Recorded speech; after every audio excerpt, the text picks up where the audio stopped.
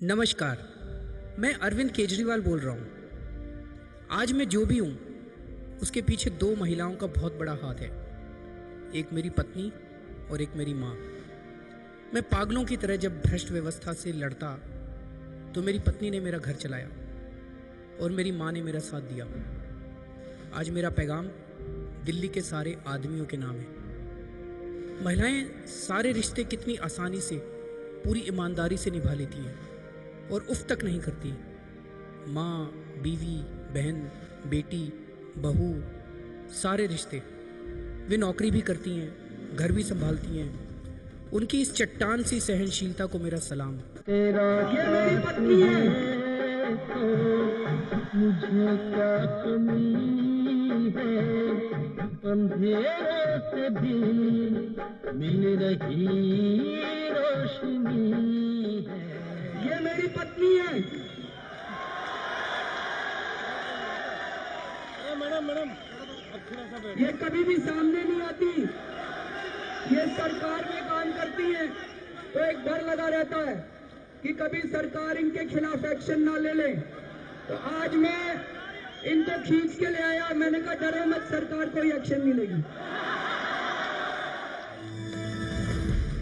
दिल्ली में 67 सीटें जीतने वाली आम आदमी पार्टी का ये हीरो जब पहली बार जनता के सामने आया तो अपनी पत्नी को साथ लेकर केजरीवाल ने पूरी दुनिया के सामने ये कबूल किया कि अपनी पत्नी के साथ के बिना वो अपनी मंजिल तक नहीं पहुंच पाते। दोस्तों, जो कुछ भी मेहनत मैं करता हूँ वो मैं मेहनत बिल्कुल नहीं कर पाता अगर मुझे इनका साथ नहीं मिलता।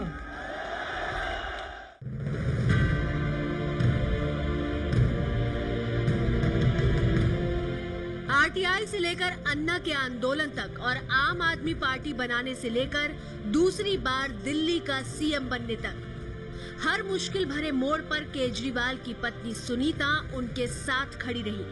टीवी चैनल के कैमरों से दूर, अखबार की सुर्खियों से दूर और लोगों की चर्चाओं से दूर वो चुपचाप अपना काम करती रही। लेकिन दिल्ली में जीत के बाद जब वो एक आम पत्नी की तरह अपने पति से मिलने पहुंची तो केजरीवाल ने उन्हें गले लगा लिया। ये लम्हा भावुक था क्योंकि मुश्किल भरे सफर के बाद मंजिल मिल गई थी।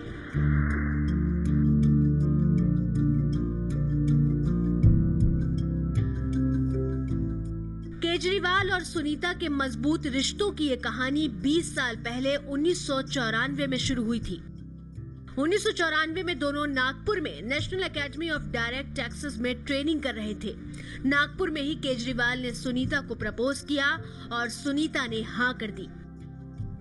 सुनीता का परिवार दिल्ली में रहता था जबकि केजरीवाल का परिवार हरियाणा के हिसार में रहता था। दोनों के परिवार ने इस रिश्ते को हरी झंडी दे दी। नागपुर में ट्रेनिंग के दौरान ही दोनों की सगाई हुई और ट्रेनिंग पूरी होते ही बज गई शहनाई।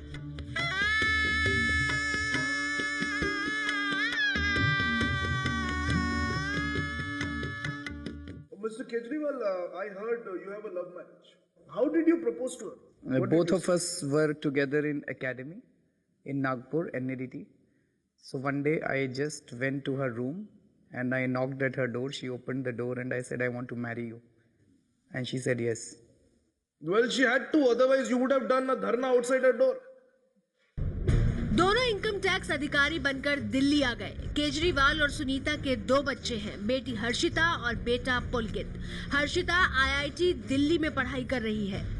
यहाँ तक कहानी सुनने में तो एक साधारण मिडिल क्लास परिवार की लगती है, लेकिन कहानी साधारण नहीं है क्योंकि केजरीवाल ने इनकम टैक्स विभाग की नौकरी छोड़कर कुछ और करने का फैसला कर लिया था।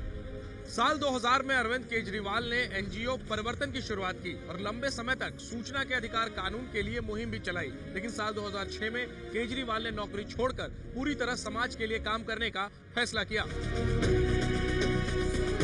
किसी मध्यम वर्गीय परिवार के लिए यह फैसला बहुत बड़ा था, जहां दो बच्चों के साथ साथ माँ बाप की जिम्मेदारी थी। लेकिन केजरीवाल की पत्नी सुनीता ने कदम रुकने नहीं दिए। केजरीवाल गाजियाबाद के कौशाम्बी में रहते हैं जहां उनकी पत्नी को सरकार की तरफ से घर मिला है। 29 अक्टूबर 2010 में प्रेस क्लब से शुरू हुई लड़ाई रामलीला मैदान तक पहुंची और फिर डायबिटीज के मरीज अरविंद केजरीवाल खुद ही अनशन करने बैठ गए। मोर्चा केजरीवाल ने संभाल लिया था। वो बदलाव के लिए लड़ रहे थे और उनकी पत्नी ने घर चलाने से लेकर बच्चों और माता पिता से जुड़ी तमाम जिम्मेदारियों को अपने कंधों पर उठा लिया था। सुनीता अपनी नौकरी करती और किसी भी तरह की सुर्खियों से दूर रहती।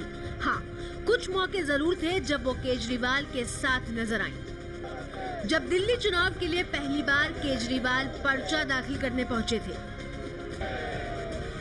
इम्पोर्टेंट दिन है, वो नॉमिनेशन फाइल कर रहे हैं अपना। It's the beginning, one of the finest days. हाँ, one of the finest days. जब बतौर दिल्ली का सीएम केजरीवाल ने पहली बार शपथ ली थी। पूरी जनता के लिए, सबके लिए, हम सबके लिए ऐतिहासिक दिन है और अब मुझे पूरा विश्वास है कि जो जिम्मेदारियां मिली हैं हमें, उस पे पूरा खरा उतरेंगे। जब दिल्ली का सीएम बनने के बाद रेल भवन के सामने कड़कड़ाती ठंड में केजरीवाल धरने पर बैठे तो उनकी पत्नी नाश्ता लेकर पहुंची थी। दिल्ली के चुनाव प्रचार के दौरान भी सुनीता को यही चिंता रहती थी कि डायबिटीज के मरीज उनके पति केजरीवाल घर का बना खाना खाएं और समय पर खाएं। इसके लिए वो केजरीवाल के साथ मौजूद लोगों को इस बात का ख्याल रखने के लिए भी कहती थी। केजरीवाल जरूर व्यस्त रहते हैं, लेकिन अपने व्यस्त कार्यक्रम के बीच जब केजरीवाल को मौका मिलता तो वो अपने परिवार को भी वक्त जरूर देते रहे हैं। ऐसी मिसालें भी कम देखने को मिलती हैं कि पति सीएम हो और पत्नी सरकारी कर्मचारी। फिर पिछली बार 49 दिन के सीएम की बात करें या फिर इस बार बहुमत मिलने के बाद 5 साल केजरीवाल, सुनीता पहले की तरह अपनी नौकरी कर रही हैं। केजरीवाल ने हर मौके पर अपनी पत्नी को याद किया है। महिला दिवस के मौके पर भी केजरीवाल ने अपनी पत्नी और मां को याद करते हुए पूरी दिल्ली को संदेश दिया है कि वो महिलाओं का सम्मान करें। आदमियों को कितना कुछ सीखना है उनसे, लेकिन मैंने देखा है कुछ आदमी क्या करते हैं, वो महिलाओं के पहनावे पे टिप्पणी करते हैं, उनके चरित्र का मूल्यांकन करते हैं, उनके बारे में उल्टी सीधी बातें करते हैं, छेड़ते हैं। जो आदमी महिलाओं की इज्जत घर के बाहर नहीं करते, वो अपने घर की महिलाओं की कभी इज्जत नहीं कर सकते। मैं चाहता हूँ हम सब दिल्ली को महिलाओं के लिए एक ऐसा शहर बनाएं जहाँ पे हर महिला आज़ादी महसूस कर सके, खुशी से रह सके। महिला दिवस के मौके पर दिल्ली की सभी महिलाओं को मेरा सलाम। महिला दिवस की बहुत बहुत शुभकामनाएं।